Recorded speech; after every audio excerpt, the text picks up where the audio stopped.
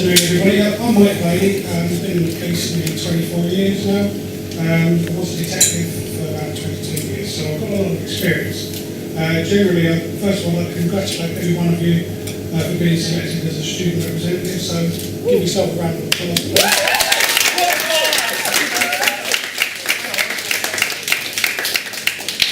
A lot of the policing I find is about respect, respecting people, respecting other people, respecting yourself as well. Now, being a good role model, obviously that's incredibly important for you guys because you are in a position where you receive your colleagues, your students, your friends who may be in a situation where they don't know what to do. When you get this information, obviously you understand that the college will have a process, and the process is that they would like you, they would engage with you to take that responsibility you've been given and share it with someone that can deal with it. Don't keep it to yourself, because if you bottle up the problem that someone else is, it then becomes your problem. So you must consider that you take the responsibility of role to be a mentor or someone that someone can turn to. Don't then make yourself a victim where you're dealing. You must share it. That's very important. So being a supporter, being an observer, during the course of your time in college, you'll experience lots of things personally. People will come to you, and some things might be incredibly personal. And as a police officer for many years, whenever evidence, as a detective as I was, whenever evidence comes to us, it's the first person that the person who's the victim tells is a very key witness. So you could be, at one point in your future, a very key witness. And that could be anything from serious sexual assault, violence, domestic abuse, physical abuse, mental health. Someone comes to you, you're the first person that confided in, you are a witness, and it's important that you gather that evidence very carefully, and how you deal with it is important for us as a police to be able to investigate what's happened to the person who spoke to you. So make sure you consider anything, and that includes advising your friend, your colleague, your family relation that evidentially, if they've been sexually assaulted, physically assaulted, their clothing is evidence, their body is evidence, so you have to remove that.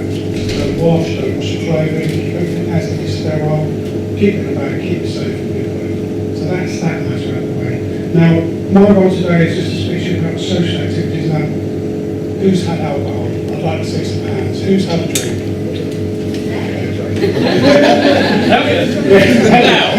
Pretty much if you have.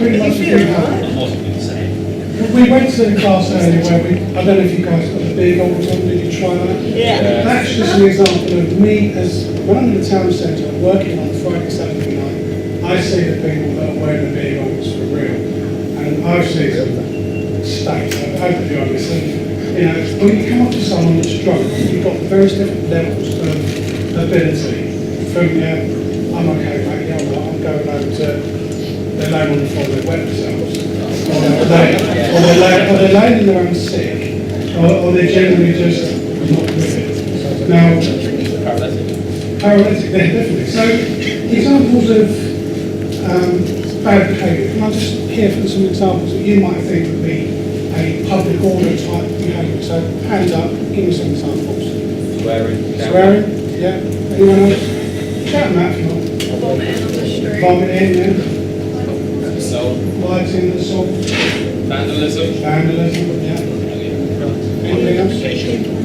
Anything that could be a disorderly type offence, from verbal language, physical abuse, physical presence, threatening, defecating, urinating, damaging, throwing a package from the McDonald's packet out of your car.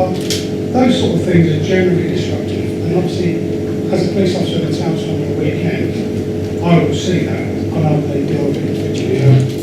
So maybe my role as a police officer generally on the street is to be the person that people can come to if they have any need or have any problems. Obviously, I'm a law enforcer, I deal with all your drunks, your drug addicts, your drug dealers, your shoplifters, anyone else that's in town. Lost children, elderly people, parking, generally I do a lot in the town centre. See, my reason for leaving CID was a personal one. Through medical health, I had stress, I had depression, but I'm now better. But having left CID, I've now put myself back into the public. And having been a detective, you walk around for many years in a suit looking smart and no one knows who you are. You go back into uniform, everyone knows who you are because they see you, they recognise you as a police officer. So I'm re-engaging my connection with the public as well. So it's it's a changing thing for me as well. So lots of people will come up to me with questions that I want to know the answer of, but I will find them from the meeting. So what I'd like to say to you and the people that you will be supporting as student welfare officers is that, we can be approached confidentially, anonymously, through the student council, through the teachers and other members of staff here. If it's confidential, don't make it anyone else's business but yours and the person that discloses it to you. It's a personal thing. If someone comes to you with something that's significant personal, you have to then treat that with, like you treat data, it's information, it's personal information, it's their information, they're trusting you to take it.